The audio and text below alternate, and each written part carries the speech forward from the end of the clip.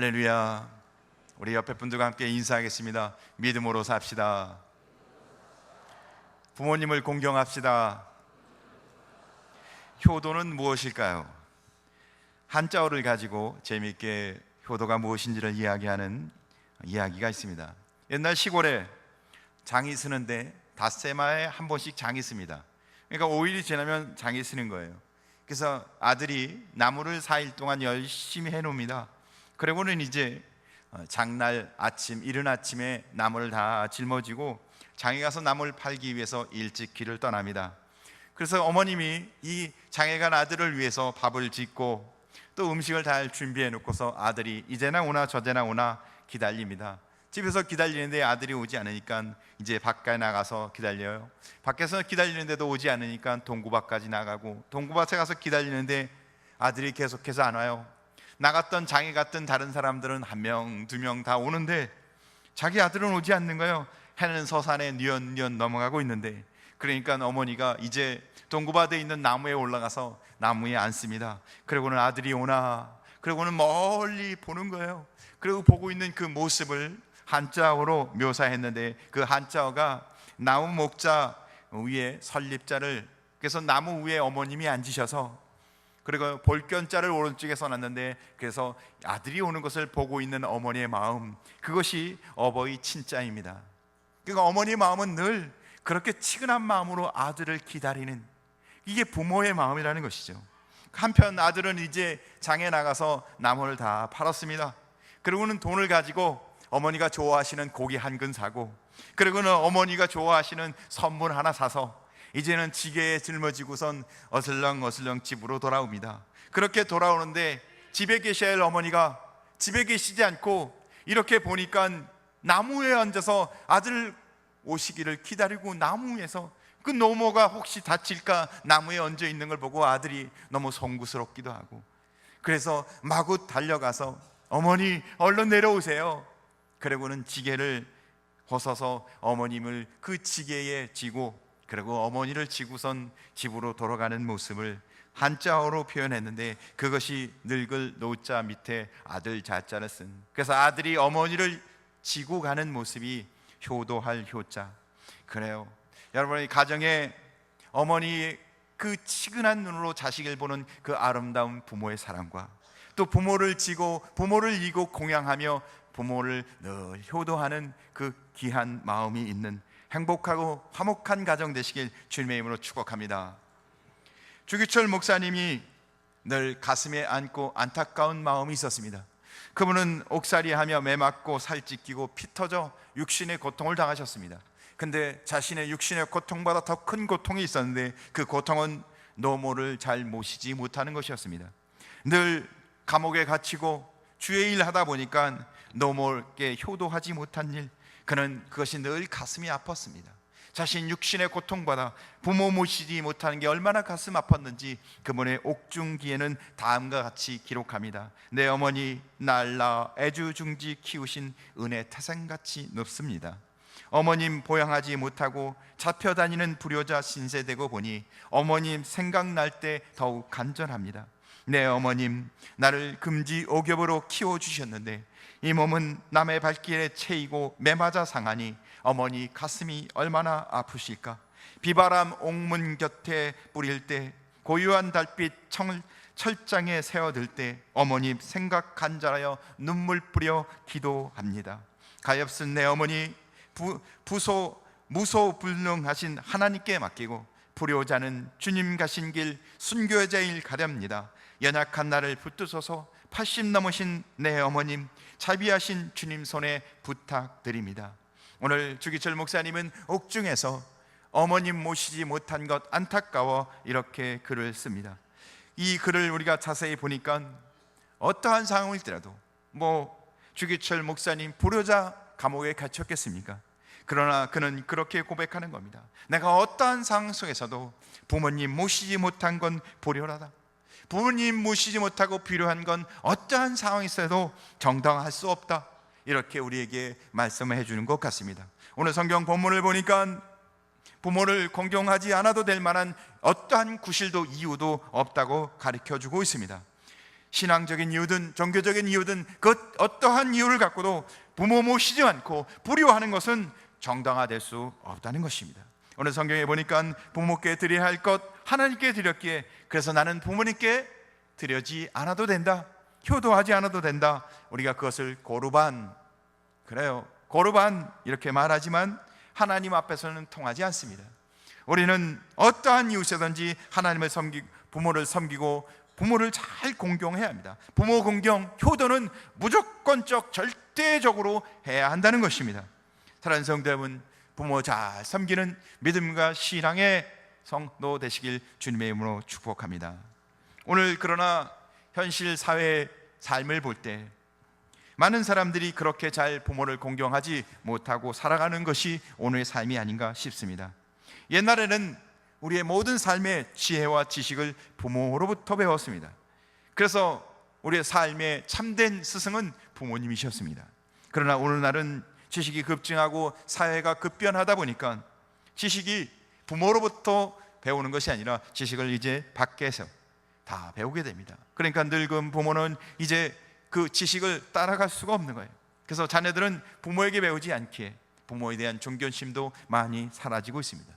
지식뿐만 그렇지 않고 기술도 그렇습니다. 옛날에는 목수가 되려면 목공일을 부모에게 배웁니다. 그래서 목공일을 부모에게 배워 목수가 되고, 농부가 되려면 부모님께 농사일을 배워 농부가 되고, 생업을 다 부모로부터 배워서 그러니까 당연히 부모를 공경하고 부모님이 권위가 있었는데, 요즘은 사회 구조가 바뀌어서 부모가 권위를 지키고 부모가 잘 서 있기가 어려운 상황에 있습니다.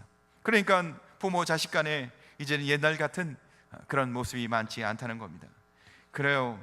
그러다 보니까 요즘 자녀들이 부모에게 쉽게 가슴에 상처를 주는 말을 하는데, 어머니날 우리가 특별히 이 이야기를 잘 기억해서 이런 말 하지 않는, 그래요, 우리가 자식된 우리가 부모들에게 늘 이런 말을 하죠. 우리 부모님은 말이 안 통해.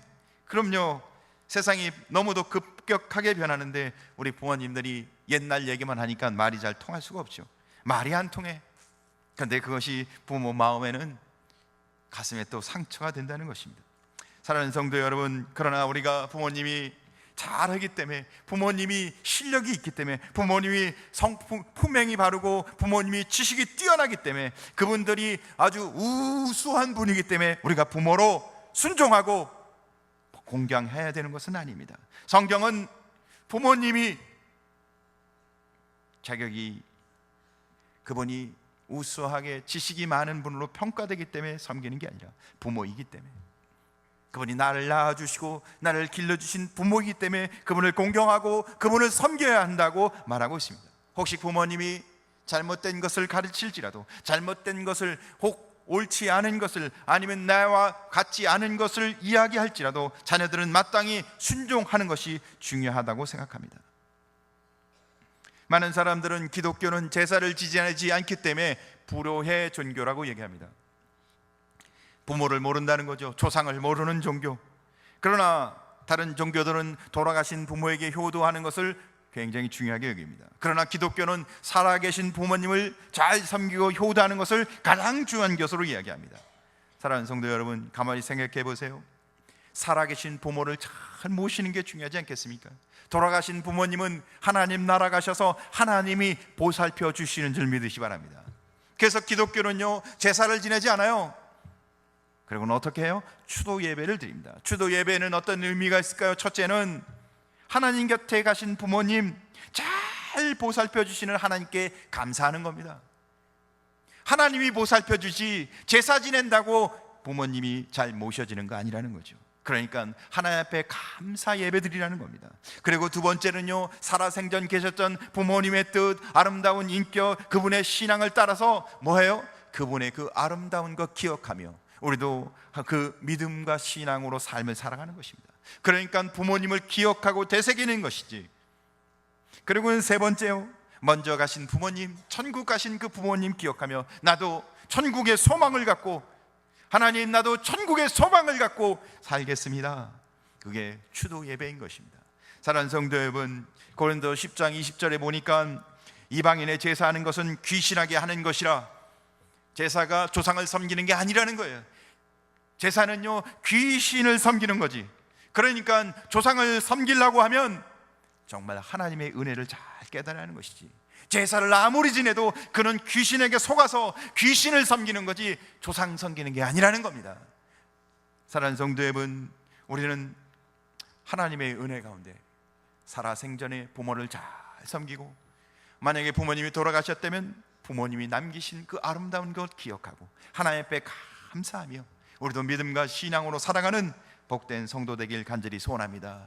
그러니까 성경은 우리에게 부모를 공경하라고 이야기합니다. 부모를 반드시 공경하라고, 단호하게, 분명하게, 단호의 요만큼의 일점에 어떤 틈도 없이 우리에게 분명히 이야기합니다. 그래서 부모를 공경하지 않고 부모에게 효도하지 않는 사람은 이렇게 하라고 기록하고 있습니다. 부모를 비방하는 죄는 반드시 죽으리라. 부모를 공경하지 않으면 반드시 죽는답니다. 그 뜻은 부모를 공경하지 않으면 성 밖으로 끌고 가서 돌로 쳐 죽어 마땅하다고 이야기하고 있는 것입니다. 여러분, 부모를 잘 공경하시기를, 그것은 하나님의 말씀이고 성경의 가르침이고 하나님이 우리에게 주시는 명령인 것입니다. 그래서 출애굽기 21장 15절에 보니까 부모를 치는 자는 죽이라, 21장 17절에 부모를 저주하는 자는 죽이라, 잠언 30장 17절에 아비를 조롱하며 어미의 순종하기를 싫어하는 자의 눈은 골짜기에 까마귀에게 쪼이고 독수리 새끼가 먹으리라. 불효하는 자는 까마귀가 눈을 파먹고 독수리가 눈을 파먹는다는 것입니다. 신명기 21장 18절에 보니까 부모의 말씀을 거역하고 술 취하여 방탕하게 살면 돌로 쳐 죽이라. 사랑하는 성도 여러분, 성경은 우리에게 이렇게 가르치고 있습니다. 부모를 잘 공경하라. 부모를 공경하지 않고 효도하지 않으면 죽이랍니다. 사랑하는 성도 여러분, 우리는 말씀대로 살고 있습니까? 오늘 어버이 주일을 통하여 우리는 하나님의 말씀대로 부모님 잘 공경해서 하나님 섬기는 주의 백성 되시길 주의 이름으로 축복합니다. 첫째, 부모는 무엇일까? 신학적으로 보면 궁극적으로 영원한 어버이는 하나님밖에 없습니다. 그러나 성경은 에베소서 말씀에 이렇게 말합니다. 내 부모를 순종하고 공경하라. 이것이 약속 있는 첫 계명이니, 우리의 약속 있는 첫 계명, 제일 중요한 계명, 제일 먼저 할 계명, 부모를 순종하고 공경하라 하셨습니다. 그리고 이것이 주 앞에서 옳으니라. 우리가 부모를 공경하고 순종하는 것이 주 앞에서 옳으니라. 옳으니라 무슨 뜻인가요? 하나님 앞에서 관계가 바로 쓴다는 것입니다. 내가 하나님, 부모님을 잘 공경하고 순종할 때 하나님 앞에서 내가 바로 쓸 수 있다는 겁니다. 부모를 공경하지 않으면 하나님 앞에 바로 쓸 수 없다는 거예요. 그 신앙이 다 거짓말이라는 거죠. 부모를 잘 공경하는 성도 되시길 주님의 이름으로 축복합니다. 마르틴 루터는 대요리 문답에서 성경적으로 4가지의 부모를 제시해 줍니다. 첫 번째 부모는 나를 낳아준 육체적 부모입니다. 육체 부모님 잘 생각해 보세요. 그분과의 관계가 잘 회복되고 그 은혜를 잘 알 때 하나님 아버지와의 관계가 회복되고 하나님 아버지의 관계가 바로 세워집니다. 육체의 아버지하고 관계가 바르지 않은데 하나님 아버지의 관계가 절대 바르게 세워질 수 없습니다. 왜냐하면 육체의 아버지를 보세요. 육체의 부모님들은 어떻게 해요? 우리가 태어날 때 다 은혜로 태어납니다. 우리가 뭐 잘나서 그 아버지의 아들이 됐습니까? 그 아버지의 자녀가 됐습니까? 아니에요. 다 은혜요. 전적인 부모님의 은혜 가운데 태어나서, 전적인 부모님의 은혜 가운데 젖을 먹고 자라서, 우리는 부모가 아니면 자랄 수 없습니다. 우리가 부모가 아니면 성장할 수 없었습니다. 우리는 부모가 아니면 이 자리에 없었다는 거예요. 그러니까 어떻게 해요? 부모 은혜는 한량없이 우리가 감사하고 그 은혜에 감사하며 살아야 하는 겁니다. 그래서 그 은혜를 알면 어떻게 해요? 하나님의 영적인 은혜를 깨닫게 되는 거죠. 그러니까 내가 연약할 때, 내가 죄인 됐을 때 주께서 나에게 은혜를 베푸셔서 내가 세상에서 아무것도 할 수 없는 연약한 존재임에도 불구하고, 죄인이었음에도 불구하고 예수 그리스도의 십자가의 은혜로 나를 구원하여 주시고 나를 생명의, 영원한 생명의 백성으로, 나를 하나님의 자녀로 삼아 주시고 나를 양육해 주시고, 할렐루야. 하나님의 은혜와 구속의 진리를 부모와의 관계를 통해서 우리가 바르게 알게 되고 깨닫게 돼요. 더 믿음 가운데 바르게 쓸 수 있다는 것입니다. 그러니까 나아진 부모의 은혜를 잘 아는 자가 하나님의 은혜도 바르게 알게 된다는 것입니다. 두 번째는 영적인 부모입니다. 영적인 부모님은 목회자를 말합니다. 가톨릭에서는 교육자를 신부라고 얘기합니다. 신부는 무슨 뜻인가요? 영적인 아버지라는 뜻입니다. 그래서 영어로 신부를 부를 때 Father, 아버지라고 부릅니다. Father, 아버지예요. 그러니까 영적인 아버지이기 때문에 아버지로 부르는 겁니다. 신부는 나의 고아를 막론하고 모든 교인들의 아버지인 거예요. 모든 성도는 그 목회자의 자녀인 것입니다. 그래요, 신앙생활은 바로 이 영적인 아버지를 잘 만나서 그 바른 관계를 갖고 그 말씀을 통해 잘 양육받을 때 하나님과의 관계가 바로 서고 하나님과의 영적인 관계가 바로 세워지는 은혜의 통로가 되는 줄 믿으시기 바랍니다. 근데 이 말씀을 준비하면서 제가 가만히 생각해 보니까 너무 조심스러운 말씀이더라고요. 하나님, 제가 이 교회의 영적 아비라니 저같이 부족하고 연약한 자가 하나님 허물도 많고 부족한 것도 많은 자를 어떻게 이렇게 세우셨습니까?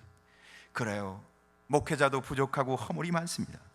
사랑하는 성도 여러분, 기도해 주시고 하나님이 은혜해 주셔야 영적인 아비의 역할을 감당할 수 있게 하나님 온 성도님께서 목회자가 잘 쓸 수 있도록, 그래야 우리가 복되고 우리가 하나님의 은혜 가운데 승리할 수 있는 줄 믿으시길 간절히 소원합니다.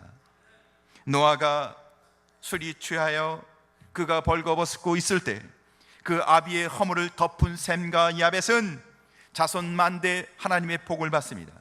아버지의 허물을 들추지 않고 감췄기 때문에 아버지가 온전하지 않았어요. 그러나 아비의 허물, 노아의 허물을 들추고 비웃었던 함은 그 자자손손 저주를 받습니다. 세상에 그 어떤 누구도 허물이 없는 사람이 어디 있겠습니까? 다 허물이 있습니다. 그러나 하나님이 영적인 아비로, 영적인 아버지로 위임하여 세웠기에 주의 일 감당하는 것입니다. 사랑하는 성도 여러분, 기도해 주시고 덮어주시면 하나님과의 관계 위에 놀라운 은혜가 임하시는 줄 믿으시기 바랍니다. 그리고 세 번째로는 지식을 가르치는 스승, 우리가 사부라고 합니다. 그렇죠, 가르치는 아버지죠. 그래서 네 번째는 왕을 아버지라고 부릅니다. 그래요, 이 네 종류의 아버지는 다 보니까 그들의 권위는 하나님께서 주시는 권위를 갖고 있는 사람인 겁니다. 아버지를, 부모를 잘 세우는 것은 하나님의 권위를 인정하는 것입니다. 그러니까 부모를 회방하는 자는 하나님을 회방하는 것이고, 부모님께 순종치 아니한 것은 하나님께 불순종하는 것이고, 부모를 잘 공경하는 것은 하나님을 공경하는 것이 되는 것입니다. 사랑하는 성도 여러분, 이 영적인 원리 가운데 부모를 공경하는 성도 되시길 간절히 소원합니다. 두 번째로는 부모님의 사랑입니다. 언제나 부모님의 사랑은 조건 없는 하나님의 사랑의 그림자입니다. 우리를 조건 없이 사랑하신, 인간을 조건 없이 사랑하시는 절대적인 사랑, 손해보는 사랑, 짝사랑하셨던 그 하나님의 사랑은 우리가 부모님의 사랑을 통해서 깨닫게 된다는 것입니다. 한번 생각해 보세요. 부족한 아버지, 잘못된 아버지, 나쁜 아버지 같은 사람도 자식은 잘 되기를 원하는 것이 부모 마음입니다. 그래서 술을 거하게 드시고 아버지가 자녀들을 부릅니다. 그리고는 얼큰하게 취해서 아버지가 자녀들을 다 앞에 앉혀놓습니다. 그리고는 혀가 꼬부라진 소리로, 얘들아, 이놈들, 너희들은 절대 술 마시면 안 돼. 아버지가 술이 허하게 취해서 너 술 한 잔만 마셔도 너놈은, 이놈들, 넌 내 자식 아니다. 자기는 술 취해서 술 주종하면서도 자식은 바른 길로, 옳은 길로 가길 원하는 것이 부모 마음, 아버지의 마음이라는 것입니다. 사랑하는 성도 여러분, 세상에는 질투로 가득 차 있습니다. 친구 사이도요, 누가 한 사람 앞에 칭찬해 주면요, 쟤만 칭찬해요, 나는 칭찬 안 해주고 질투합니다. 형제가 나도요, 첫째에게 칭찬하면 둘째가 질투하고, 둘째를 칭찬하면 첫째가 질투하고, 질투가 있습니다. 부모 간에도 그래요. 아내를 칭찬하면 남편이 질투하고, 남편을 칭찬하면 아내가 질투합니다. 그런데 자식은요, 부모님이 끊임없이 사랑하는 관계에게 질투가 없습니다. 그래서요, 부모 자식 간에 있을 때 자식을 칭찬하면서 칭찬을 하면 할수록 질투가 생기는 게 아니라 부모가 더 기뻐요. 부모하고 자식하고 있는데 부모를 칭찬하고 자식만 칭찬하는데 부모는 칭찬하면 할수록 더 기쁜 거예요. 자식을 위해서 부모는요, 잃으면 더 기쁘고 손해보면 더 행복하고 눈이 멀면 더 웃음꽃이 피는 게 부모의 마음입니다. 이상하지 않습니까? 부모에게는 자식을 향한 사랑에는 질투가 없다는 겁니다. 어느 훈련병의 어머니가 아들이 군대 가서 이제 제식 훈련하는 것을 참관하게 됐습니다. 아들이 그 다른 병사들과 같이 이렇게 제식 훈련을 하는 겁니다. 질서정연하게 앞으로가 뒤로가 옆으로가 막 하는데 이렇게 어머니가 쭉 지켜보다 보니까 야, 아주 멋지게 착착착 하는 거예요. 근데 이 어머니가 지나가면서 한마디 합니다. 아이, 바보 같은 놈들, 다 틀리네. 우리 아들만 혼자 맞고. 그러니까 아들 혼자 틀리고 남들이 다 틀렸는데 어머니 눈에는 아들만 잘하는 걸로 보이는 거예요. 모든 자녀는 어버이의 사랑으로 태어나서 어버이의 눈물과 땀으로 성장하고 어버이가 축복하는 축복 가운데 자라나는 것이 우리의 자녀들의 삶인 것을 믿으시기 바랍니다. 그래서 성경은 아브라함이 이삭에게 축복하고 이삭은 야곱을 축복하고 야곱은 12아들을 모아놓고 하나 이름을 부르며 축복합니다. 사랑하는 성도 여러분, 부모의 사랑, 부모님의 끝없고 한량없는 사랑 항상 기억하고 부모님 잘 공경하시는 그것이 성경이 우리에게 가르치는 하나님의 말씀인 것을 깨닫게 주님의 이름으로 축복합니다. 세 번째, 부모를 공경하라. 우리가 해마다 5월이 되면 부모님을 생각합니다. 저도 몇 주 전서부터 이제 5월이 되는 것을 아니까 마음속에 왠지 큰 부담감이 생기고 또 부끄럽기도 하고 죄책감을 느끼게 되더라고요. 자주 찾아뵙지도 못하고 그래서 마음이 무겁더라고요. 부족하구나. 부모님 잘 모셔야 하는데. 그래요. 이 세상 가운데 부모님을 완벽하게 모시는 사람은 아무도 없을 것입니다. 자녀로서 임무를 다 했다고 말할 사람은 한 명도 없습니다.